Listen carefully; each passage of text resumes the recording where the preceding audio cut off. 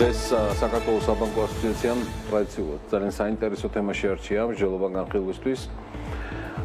დღეს დეპოზიტების დაზღვევის სისტემაზე და მის სააგენტოზე ვისაუბრებთ საქართველოში. ეს სტრუქტურა, ანუ დეპოზიტების დაზღვევის სააგენტო არის ჩამოყალიბებული თორსტები 2017 წელს.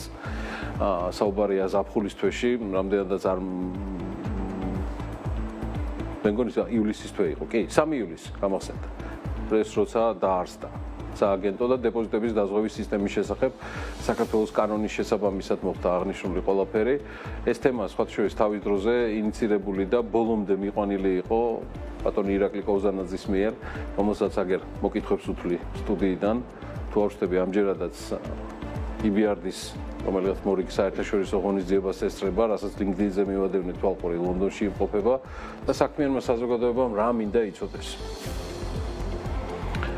დეპოზიტების დაზღვევის სააგენტო დამოუკიდებელი საჯარო სამართლის იურიდიული პირია, რომლის მთავარი ფუნქცია საქართველოში მოქმედ ყველა კომერციულ ბანკში და მიკრობანკში არსებული რეზიდენტი, ასევე არარეზიდენტი პირების დეპოზიტების დაზღვევაა.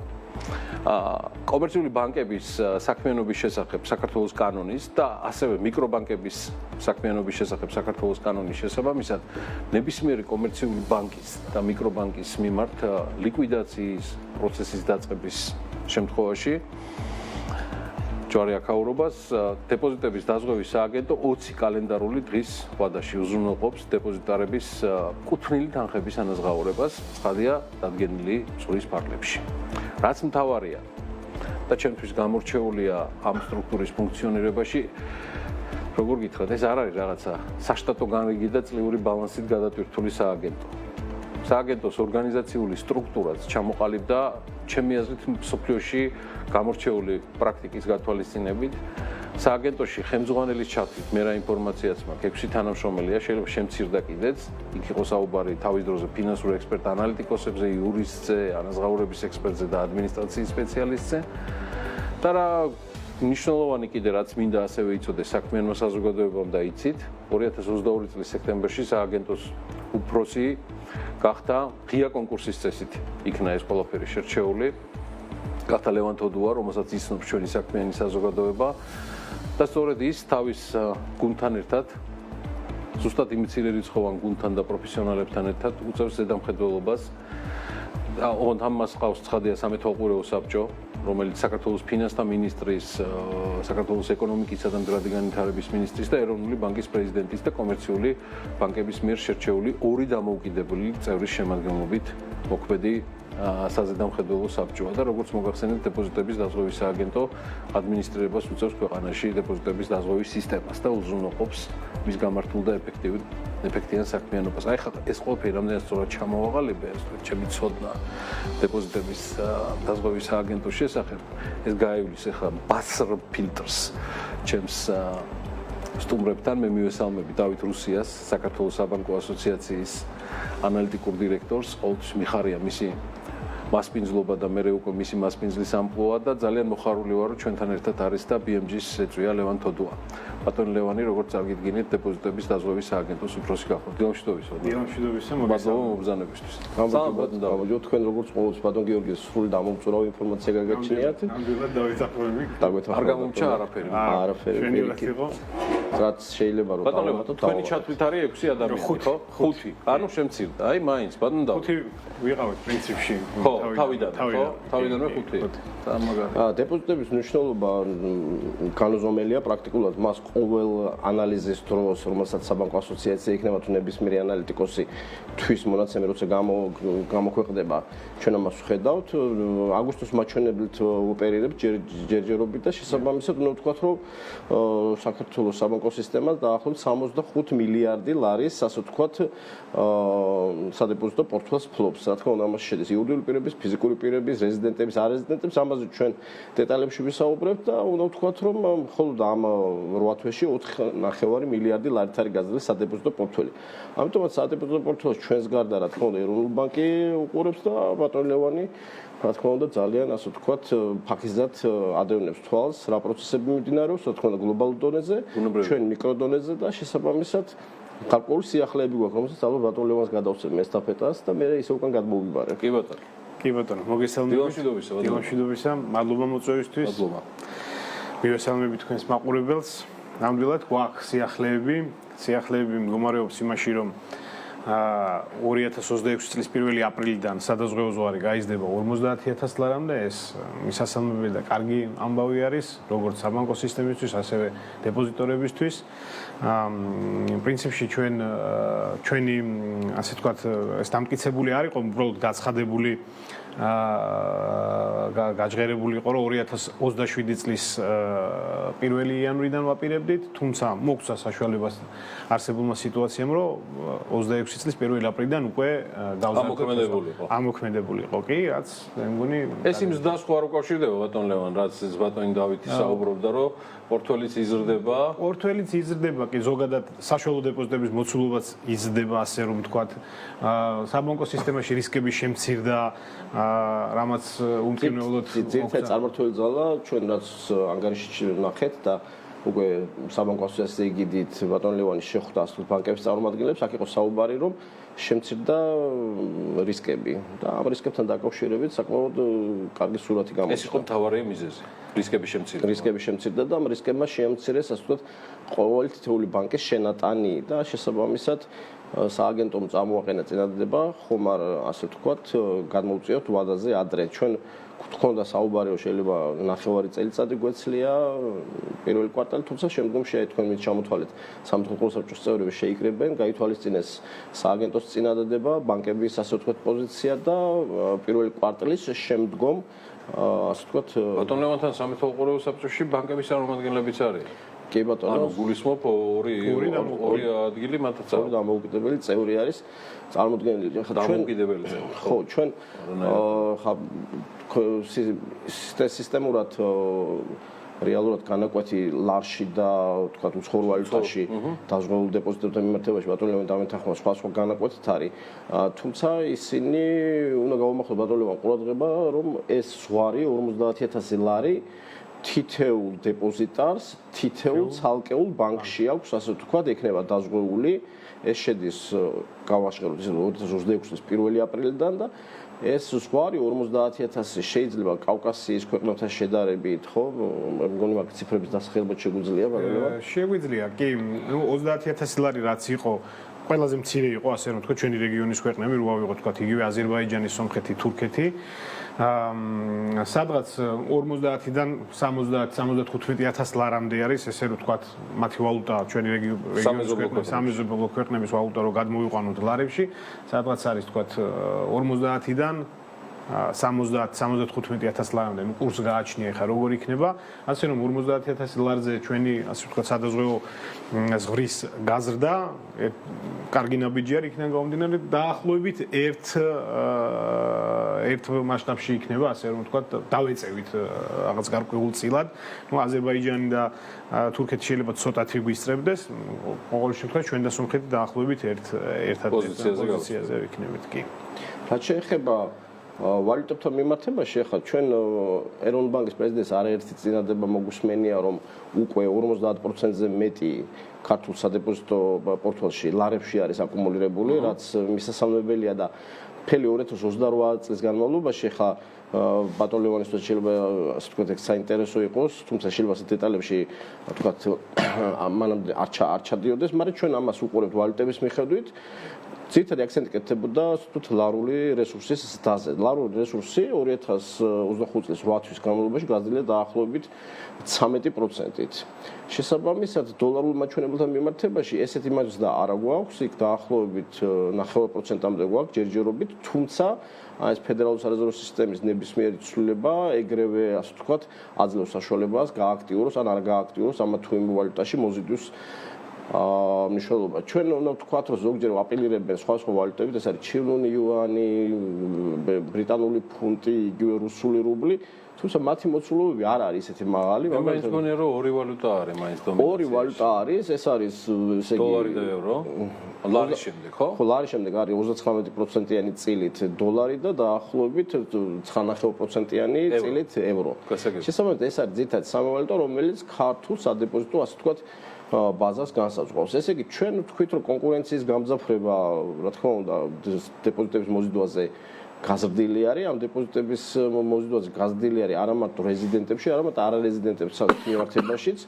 თუ დავაჯავებთ ბატონებო არარეზიდენტების მიმართებაში დაახლოებით იურიდიულად ფიზიკურ პირებს თლიანი დეპოზიტების 16.75 მიასედი, ასე ვთქვათ, პროცენტი აქვს საქართველოში განთავსებული და არ კარგავს აქტუალობას ქართული ასე ვთქვათ სადეპოზიტო ბაზარი პირიქით მეტი და მეტი ასე ვთქვათ თანხაიდება. ჩვენ როცა ვსაუბრობთ ამ პროცენტულ შეთანხმებაზე, ასე ვთქვათ, აბსოლუტური მაჩვენებელი იზრდება და აბსოლუტურ მაჩვენებელთან ერთად შესაბამისად იზრდება საქართველოს ცნობადობა და ეს მეგონი მხოლოდ პოზიტიურად თქვენს მიერ გადადგმულია ეს ნაბიჯი პირიქით კიდე რეიტინგებზე უკეთესად დაისახება. ნამდვილად, კი ბატონო არის. დობის ამაღლების კუთხითაც, სიმშვიდის კუთხითაც თქვათ ჩვენთან არანაირი და კარგია რომ არანაირი საბანკო სისტემა მდგრადია, არანაირი ყევა არ არსებობს, არანაირი კრიზისის ნიშნები არ არსებობს, თუმცა მაინც კარგია რომ ჩვენ ვიქნებით მზად და თუ თქვათ რაღაცა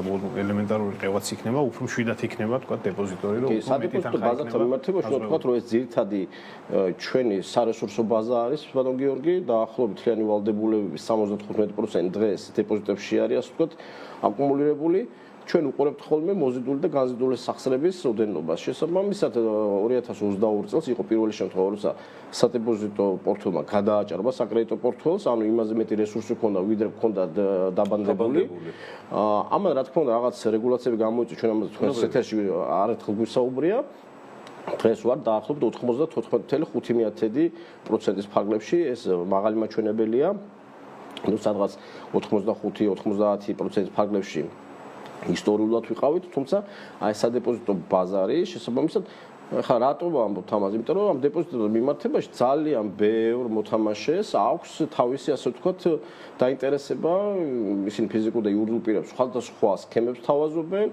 უნდა ვთქვათ რომ კომერციული ბანკების გარდა მიკრობანკებსაც აქვს საშუალება რომ მოიზიდონ ასე ვთქვათ რესურსი და ჩვენ ხა ერთადერთი რასაც ვუყურებთ ეს არის რომ ბაზრის სტაბილურობის გამო მხოლოდ ეს მნიშვნელობა გაიზრდება. შეიძლება ვიღაცამ თქვას რომ რატომ არ ახდენენ სხვა ასე ვთქვათ საინვესტიციო ინსტრუმენტებში ამ თანხების ჩადებას და მაინც ბანკებში, იმიტომ რომ ბანკებმა დაიმსახურეს თავისი რეპუტაციით და თავისი საქმიანობით საიმედო ჰაბის ასე ვთქვათ ფუნქცია აქვს დღეს ქართულ საბანკო სისტემას და შესაბამისად ჩვენ ძალიან ასე ვთქვათ ვფრთხილდებით ამ ყველაფერს. უნდა კიდე რამოდენიმე სიტყვა აუცილებლად უნდა ვთქვათ სახეობებზე 2025 წელს ბატონებო ვადიან დეპოზიტების მოცულობა გაიზარდა. თუ მანამდე ვთქვათ მიმდინარე და 4-მდე ანაბრების მოცულობა იზრდებოდა შესაბამისად ძირითადი აქცენტი გაკეთდა ვადიანზე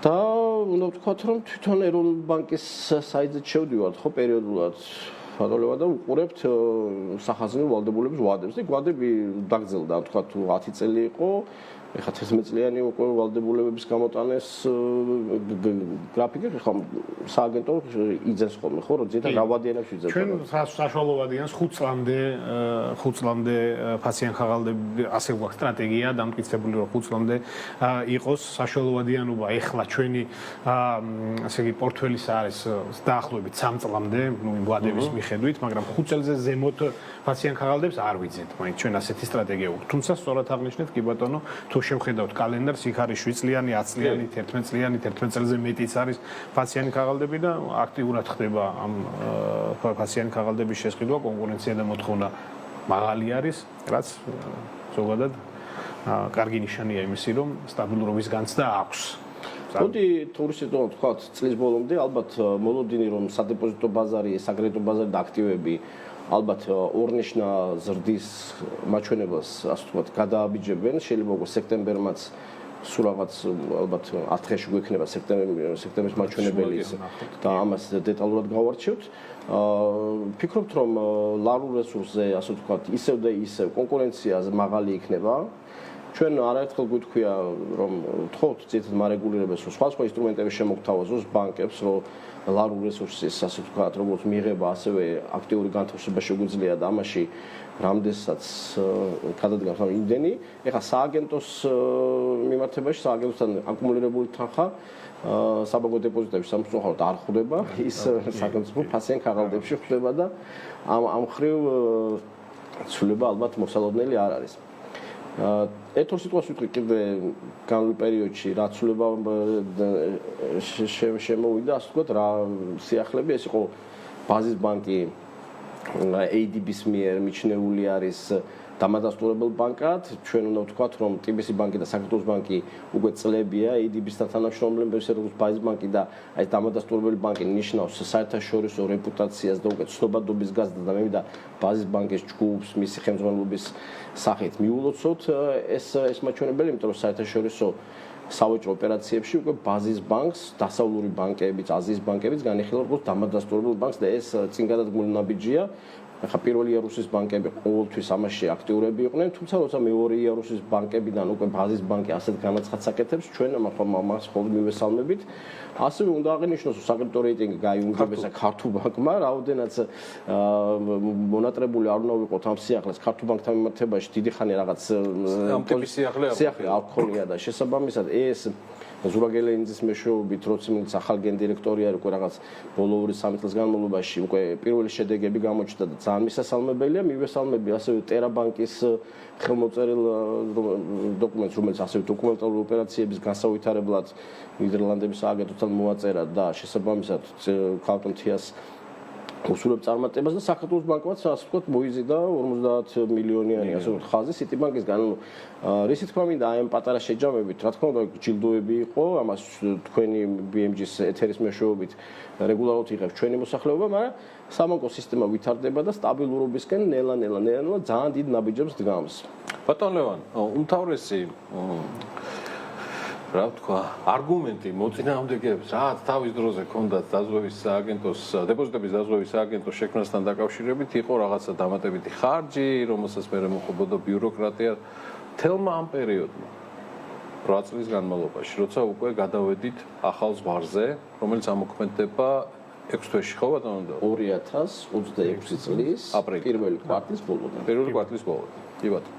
6 თვეში და 5 თვე. ხო, უხეშად რაც არის. თუ დაგვაჯეროთ ჩვენ კიდე გეჭვობით ამ პერიოდისთვის. რას არ გიჭირთ აქ მოსვლა არის, ბატონო დავით და ნებისმიერ დროს მოგზანდით, მithumetes აგერ გამზადებული გაქვთ ყველაფერი დილის რაციონი, მოციონი ერთად რომ მიიღოთ. რა დავამტკიცეთ ამ სააგენტოს შექმნით საქართველოში და როგორ შემატა მან თავარი არგუმენტი ფინანსურ სტაბილურობას და მდგრადობას? კი ბატონო, მშვენიერი კითხვა არის, ნამდვილად დასაწყისისთვის, როდესაც ეს სააგენტო ყალიბდებოდა, კი ბატონო, იყო ასეთი ასთა სხვადასხვაობა, იყო გარკვეული წინააღმდეგობა, შეკითხვები წინააღმდეგობას არ დავარქმევდი რომ ამ პროცესს, თუმცა დღეს აბსოლუტურად სხვა სურათი არის. ბატონი დავითი დამეთანხმება ჩვენ ასოციაციასთან მშვენიერი ურთიერთობები გვაქვს, მათი დახმარებით მშვენიერი ურთიერთობები გვაქვს საბანკო სექტორთან, ჩვენ არც ერთი ნაბიჯი არ გადაგვიდგამს ისე რომ თქვათ საბანკო სისტემა არ ყოფილიყო და სექტორი არ ყოფილიყო საქმის კურსში. იმ პერიოდში მე ამ გუნდთან შეერთებული არ ვიყავი და ეს პერიპეტიებს ავწდი ასე ვთქვათ, თუმცა ამ გადმოსახედიდან რო უყურებ, ახლა ერთგვარად მშვიდად ვარ და კმაყოფილიც რომ აღარა გვაქვს ასეთი შეკითხვები აღარ დგას დღის წესრიგში. პრინციპში თანამშრომლობა კარგი გვაქვს ბანკებთან, ასოციაციის დახმარებით ამ პერიოდშიც ქონდა შეხვედრა, ჩვენ ის საქმის კურსში ჩავაყენეთ, მათთან გავიარეთ კონსულტაციები, მათი წინადადებები მივიღეთ, მათაც ჩვენი წინადადებები გავაცანით. პრინციპში არ ყოფილა ესეთი იქ იყო ვადებთან დაკავშირებით ხომ არა აჯობებდა თქვა რაღაც გარკვეული გადადება და საუბარია კიდე ბატონ ლევან რომ ცნობადობა კიდე უფრო გავზარდოთ. ეს არის ნებისმიერ ფიზიკურ და იურიდიულ პირთან, რომელიც თქვა ამა თუ იმ კომერციულ ბანკში მიდის, თავიდანვე პირველი ნაბიჯიდანვე უნდა იცოდეს რომ 50000 ლარის ფარგლებში მისი დეპოზიტები დაზღვეული იქნება. შესაბამისად იქ ძალიან ოპერატიულად ასე ვთქვათ საბანკო სისტემა მიიღებს რეკლამი თქვენ ალბათ სარეკლამო კომპანიასაც იქნება სარეკლამო კამპანიაც იქნება კი სარეკლამო კლიპები დამზადდება ბანკებს ერთგვარი ვალდებულებაც აქვთ კანონმდებლობით არის დავალდებულები ბანკები რომ მათ გარკვეული ინფორმაცია მიაწოდონ მოქალაქეებს ფიზიკურ თუ იურიდიულ პირებს ამ სისტემის შესახებ ასეთი ეთერებიც ძალიან ხელს უწყობს რომ ცნობადობა გაიზარდოს, მინდა თქვა რომ ამ სისტემის ეფექტურად მუშაობას წარმატებულობისათვის საზოგადოებაში ცნობადობის ამაღლებაზე ერთ-ერთი მნიშვნელოვანი კომპონენტია და პრიორიტეტი არის და ძალიან კარგია რომ ამაზე ვსაუბრობთ. და საერთაშორისო თანამშრომლობის კუთხით სააგენტო ასლოდ გაერთიანდა საერთაშორისო ქსელში ეს ჩვენ აღიარება წინა წელს ვთქვით, მაგრამ მე მგონი 2026 პირველ კვარტალში როცა ბატონ გიორგსთან მოვალთ, მეტი ის ინფორმაციის მოწონება შეგვეძლება. ბატონ ლევან, მთელი ამ პერიოდის განმავლობაში, რახან ეს 5 თვიანი პერიოდიც კიდევ მნიშვნელოვანია დამატებით ინფორმირებისთვის, ნებისმიერ დროს საბანკო ასოციაციასთან ერთად დამოუკიდებლადაც მზად ვართ გიმასპინძლოთ, ამისთვისაც არსებობს ფილმში. უღრმესი მადლობა ვანუდავით მობრძანებისთვის, დავით რუსია, საქართველოს საბანკო ასოციაციის ანალიტიკური დირექტორი და მადლობას ვუხდი მობრძანებისთვის ლევან თოდუას, ბატონი ლევანი დეპოზიტების დაზღვევის სააგენტოს უფროსი გახლავთ. მადლობა მათ მობრძანებისთვის.